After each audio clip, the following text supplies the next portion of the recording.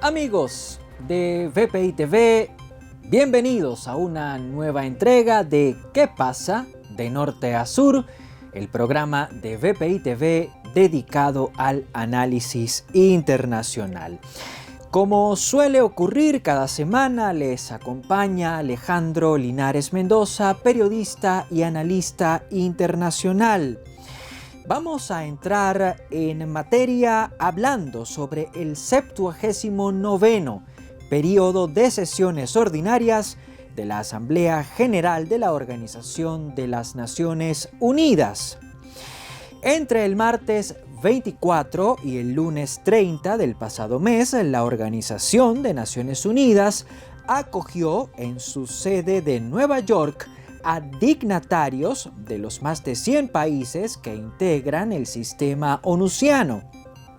Por espacio de una semana, jefes de Estado y de Gobierno de distintas latitudes se sumaron a la reunión de alto nivel que se desarrolló en el Pleno de la Asamblea General. Este 2024, el debate se hizo con la premisa de no dejar a nadie atrás. Lo que se persigue, según ha dicho Naciones Unidas, es actuar codo a codo para promover la paz, el desarrollo sostenible y la dignidad humana. Con ese objetivo como telón de fondo, durante la víspera de la Semana de Alto Nivel de la Asamblea General, la ONU efectuó la Cumbre del Futuro, un cónclave del que se desprendió el denominado Pacto para el Futuro. Se trata de un documento redactado durante los últimos 2 años en el que los estados que forman parte de la ONU hacen votos para relanzar y reforzar la cooperación mundial. La tarea, dicen desde Naciones Unidas, es la de utilizar la cooperación internacional para reducir las brechas norte-sur, pero también para superar los obstáculos que hasta la fecha han impedido lograr a plenitud los objetivos de desarrollo sostenible que se encuentran dentro de la Agenda 2030. En tal sentido, el Pacto para el Futuro se perfila como un gran acuerdo que debería servir como hoja de ruta en medio de un mundo que vive las convulsiones derivadas de la desigualdad, el cambio climático y los conflictos armados. Quizá por ese motivo, quizá por esa razón, uno de los puntos neurálgicos del Pacto para el Futuro es el que aborda la eventual y posible reforma del Consejo de Seguridad. A pesar de que la ONU es una organización multilateral y supranacional, una organización que cuenta con una Asamblea General, los asuntos que se relacionan con la paz y la seguridad, vale decir, con las guerras, son tratados directamente por el Consejo de Seguridad. Aunque el órgano está integrado por un total de 15 países, solo 5 de esas 15 naciones, les hablamos de Estados Unidos, Reino Unido, Francia, China y Rusia, tienen carácter de miembros permanentes. Lo anterior quiere decir que, mientras los 10 estados restantes entran y salen del Consejo de Seguridad, Estados Unidos, Reino Unido, Francia, China y Rusia siempre tienen y siempre tendrán un asiento en esa instancia. Al mismo tiempo, el hecho de ser miembros permanentes les concede a esos 5 países la facultad para votar resoluciones, pero también para vetarlas. El poder de veto Sin embargo, no es un privilegio gozado por los miembros no permanentes. En consecuencia, si Estados Unidos pretende discutir y hacer pasar una resolución que resulte contraria a los intereses de China, de Rusia o de alguno de sus aliados en el mundo, tanto China como Rusia, o incluso ambos países, podrían vetar el documento. Exactamente lo mismo es lo que sucede cuando Pekín o Moscú pretenden presentar ante el Consejo de Seguridad una resolución que pueda perjudicar los intereses de Estados Unidos, Francia, Reino Unido o de alguno de sus socios en el mundo. Basta con que alguna de las potencias manifieste su voluntad de vetar el texto para que ese documento ni siquiera entre dentro del orden del día del Consejo de Seguridad. Dado que el privilegio de veto ha concedido un poder especial a los 5 integrantes permanentes del Consejo de Seguridad, la instancia se ha convertido en una sala poco equitativa y adicionalmente poco eficaz. El Consejo, que parece quedarse anquilosado, que parece haberse quedado anquilosado en el tiempo, se divide entre las 3 grandes potencias que representan al mundo occidental capitalista y los 2 grandes países orientales que dieron o siguen dando vida al comunismo. Tal realidad dificulta la aprobación de resoluciones por consenso y por ende dificulta también la toma de decisiones oportunas que permitan hacerle frente a los desafíos derivados de los conflictos armados. De allí que Naciones Unidas quiera apostarle a una reforma que permitiría hacer del Consejo de Seguridad un órgano más representativo, pero también más eficiente. Lo que se busca es reestructurarlo para que no solo 5 estados tengan permanencia o para que no solo 5 estados tengan facultad de veto. Ahora bien, la gran pregunta que surge en este punto es si Estados Unidos, Reino Unido, Francia, China o Rusia, los actuales miembros permanentes con poder de voto y de veto, estarán dispuestos a admitir un giro de 180 grados que tal vez pueda restarles peso específico dentro del seno del Consejo de Seguridad y dentro de la propia Organización de Naciones Unidas. Seguimos con más de esta entrega de ¿Qué pasa? De norte a sur. Gracias por continuar con nosotros. ¿De qué se habló durante la semana de alto nivel de la Asamblea General de la ONU?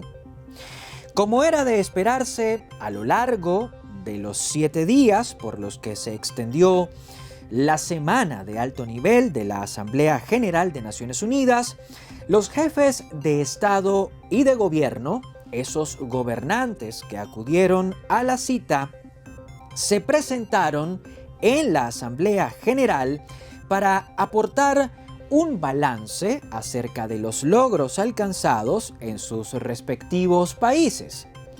Gobernantes como Nayib Bukele, presidente de El Salvador, aprovecharon su comparecencia para resaltar los frutos de sus gestiones.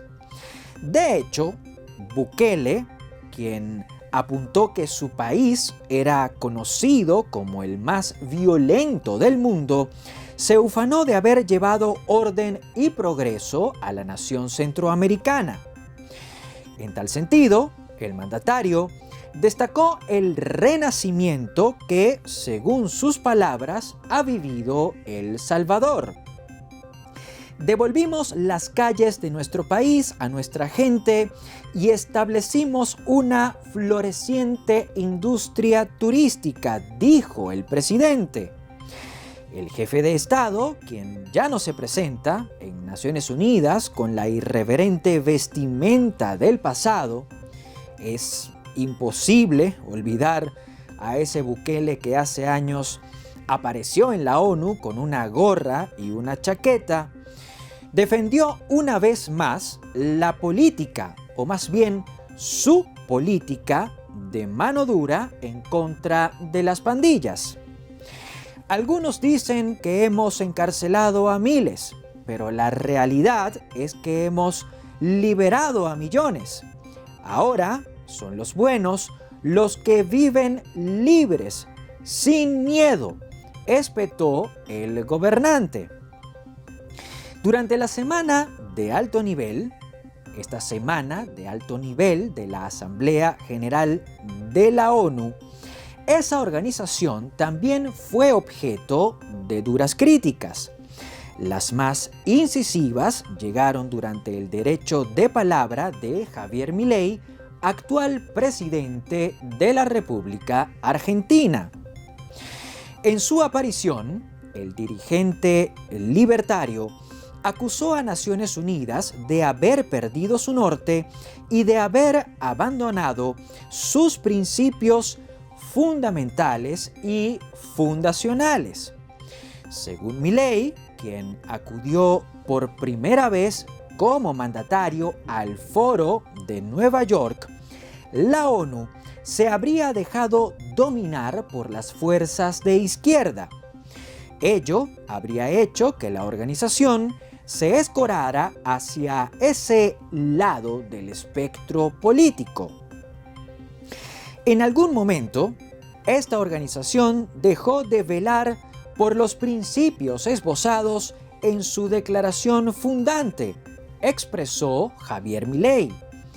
Más adelante, el mandatario resaltó que, a su juicio, la ONU es un leviatán de múltiples tentáculos que pretende decidir qué debe hacer cada Estado-nación y cómo deben vivir los ciudadanos del mundo.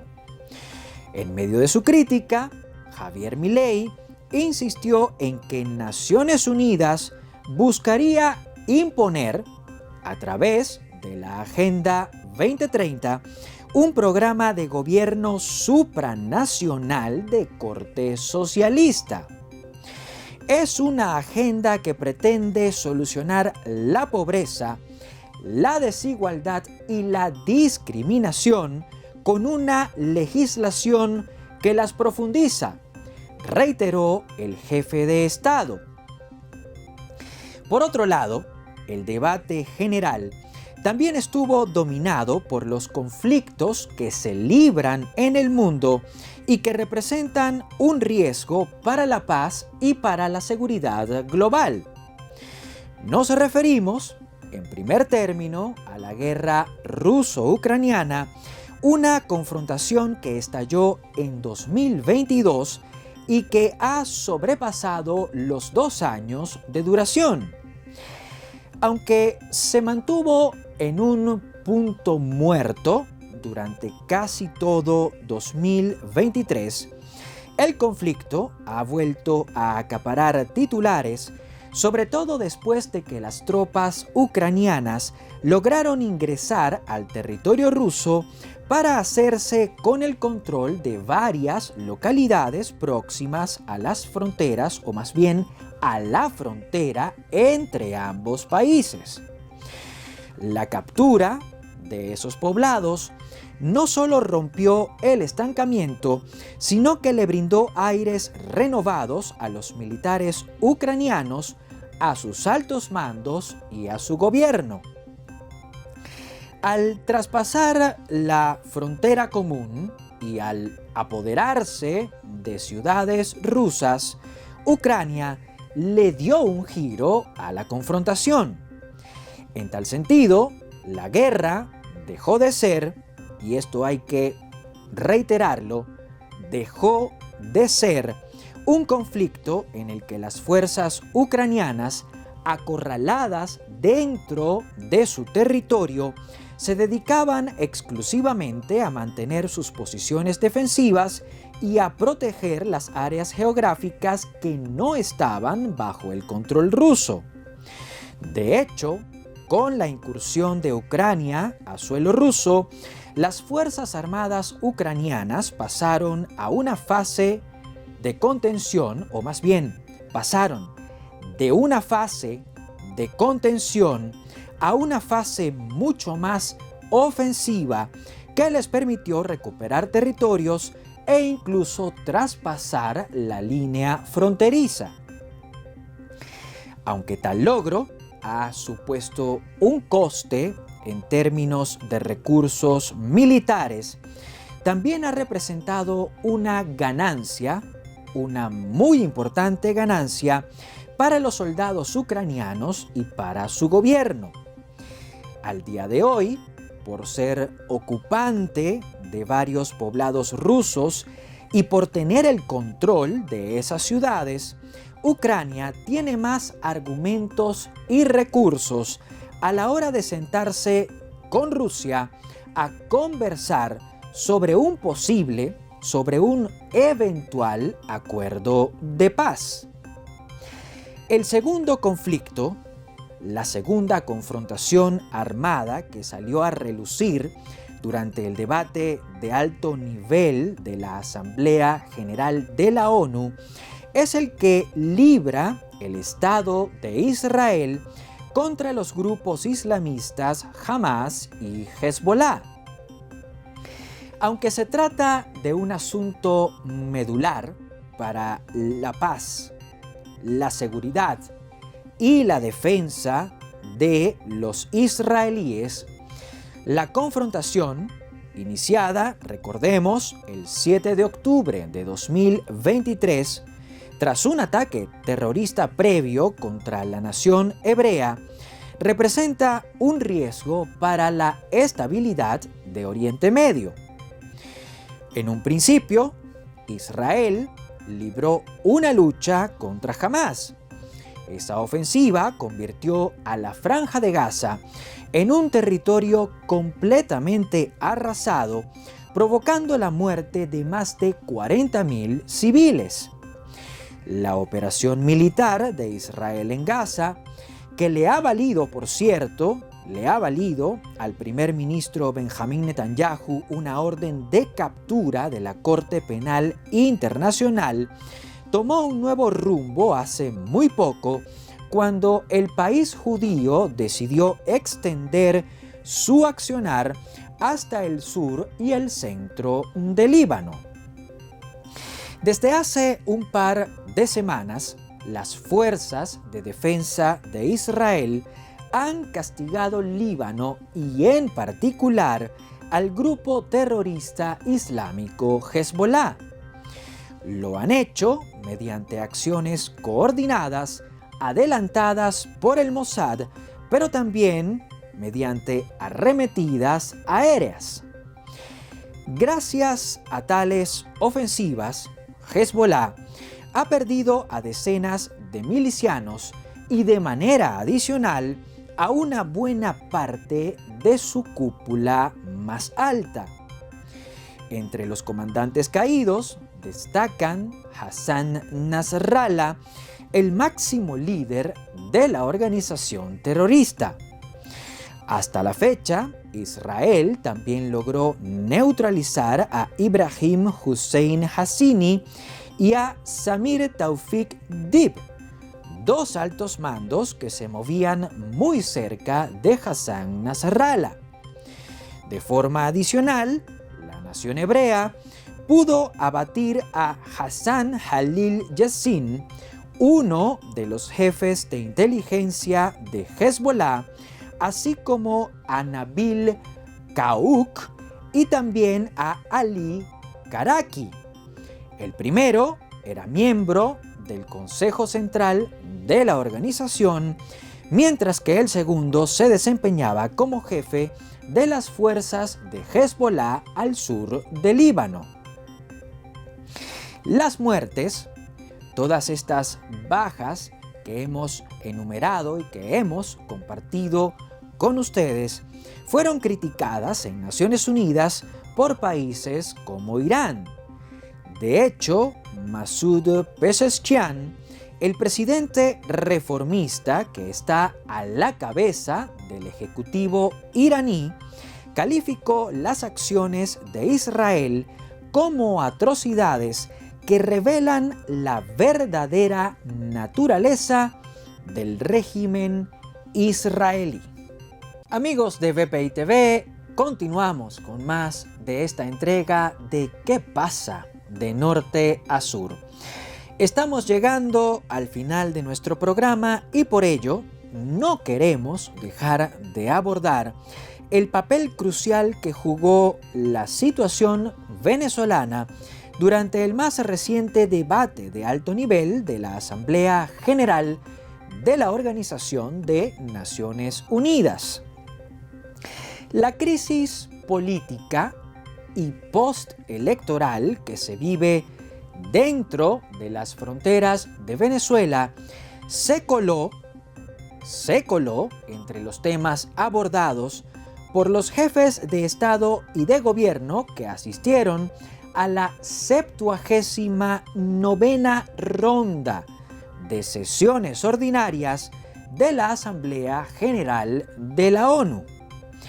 Hasta 11 gobernantes, en su mayoría presidentes, jefes de Estado latinoamericanos, dedicaron parte de sus discursos al aparente fraude electoral que se estaría conjurando en Venezuela y que podría concretarse en enero de 2025 si Nicolás Maduro opta por juramentarse para un tercer mandato consecutivo. Tal y como hemos dicho en otras emisiones de nuestro programa, una acción de ese tipo desconocería la voluntad expresada por los venezolanos en las urnas electorales el domingo 28 de julio. Aquel día, según cifras difundidas por la oposición venezolana, el ex diplomático Edmundo González Urrutia habría obtenido más de 7 millones de votos. Esa cifra habría sido suficiente para arrebatarle el poder a Nicolás Maduro, quien, al parecer, se ubicó en segunda posición. Aunque la Plataforma Unitaria Democrática y el Comando con Venezuela han hecho del conocimiento público las actas de escrutinio que avalan el resultado que acabamos de compartir, desde el madurismo insisten en que tales números no son ciertos.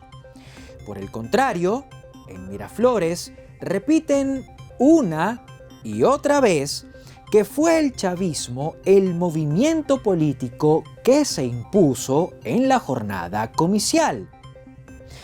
De forma adicional a esa narrativa, Nicolás Maduro y las figuras que junto a él conforman la cúpula chavista han cargado verbal y legalmente contra Edmundo González, el virtual presidente electo de Venezuela, y contra María Corina Machado, la lideresa que lo ungió como candidato presidencial.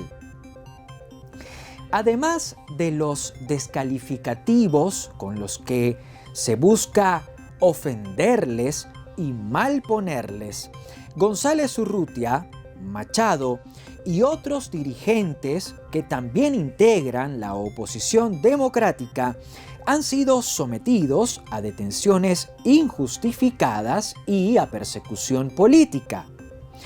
Debido a tales acciones, Edmundo González, María Corina Machado, así como otras personalidades del Comando con Venezuela, han terminado en el exilio en la clandestinidad o simplemente tras las rejas. Tales prácticas violatorias de las libertades políticas, pero violatorias además de los derechos humanos, fueron denunciadas por gobernantes como el chileno Gabriel Boric o el uruguayo Luis Lacalle Pou. Boric, un joven presidente de izquierda, expresó, y citamos, que la de Nicolás Maduro es una dictadura que pretende robarse una elección y que además persigue a sus opositores. El jefe de Estado austral hizo votos por una salida política que a su juicio, pasa por el reconocimiento del triunfo de la oposición venezolana en las últimas elecciones. Entretanto, Luis Lacalle Pou pidió pasar de las palabras a la acción en el caso de Venezuela. El uruguayo precisó que la permanencia de Maduro en el poder y su aparente desconocimiento al resultado del 28 de julio podrían tener efectos nocivos en el resto del continente. Si la comunidad es tolerante ante estas actitudes, solo resta esperar saber cuál va a ser el próximo país que va a verse sometido a lo que están sometidos los venezolanos, manifestó Luis Lacalle Pou. En un tono similar, en un tono muy parecido, habló el presidente de Panamá. Para José Raúl Mulino, el éxodo migratorio que se ha experimentado desde Venezuela tiene su raíz en el desmantelamiento de la democracia venezolana. La creciente degradación de su sistema institucional ha ocasionado la desbandada de casi 8 millones de venezolanos, señaló Mulino, cuyo gobierno intenta ponerle coto a la crisis migratoria que se vive al sur de Panamá, sobre todo por la llegada de venezolanos que huyeron de su país, que huyeron de su patria y que se arriesgaron a cruzar la peligrosa selva del Darién. Las palabras de José Raúl Mulino fueron suscritas por su colega costarricense, el señor Rodrigo Chávez. Durante su derecho de palabra, el mandatario centroamericano expuso que Venezuela no puede considerarse una democracia y añadió que ningún país democrático expulsa a 8 millones de sus ciudadanos ni provoca una crisis migratoria sin precedentes. En representación de Europa, la primera ministra italiana Giorgia Meloni condenó la crisis postelectoral venezolana. La comunidad internacional no puede permanecer indiferente mientras casi 2 meses después de las elecciones del 28 de julio, el resultado aún no ha sido reconocido, dijo la mandataria, dijo Giorgia Meloni, primera mujer que ocupa el cargo de primer ministro en Italia. Entretanto, Joe Biden, quien habló por última vez ante la Asamblea General de la ONU como presidente de Estados Unidos, alabó la lucha que, en sus palabras, encabezan hombres y mujeres por la libertad de Venezuela. De esta manera, con esas opiniones de los jefes de Estado y de gobierno del mundo con respecto a la situación venezolana, vamos a ponerle punto final a la presente emisión de ¿Qué pasa? De norte a sur, el programa de VPI TV dedicado al análisis internacional. Hasta este momento estuvo con ustedes Alejandro Linares Mendoza, periodista y analista internacional. Nos reencontraremos, si así Dios lo permite, la semana que viene. Por lo pronto, les recuerdo que estar con ustedes siempre será un placer.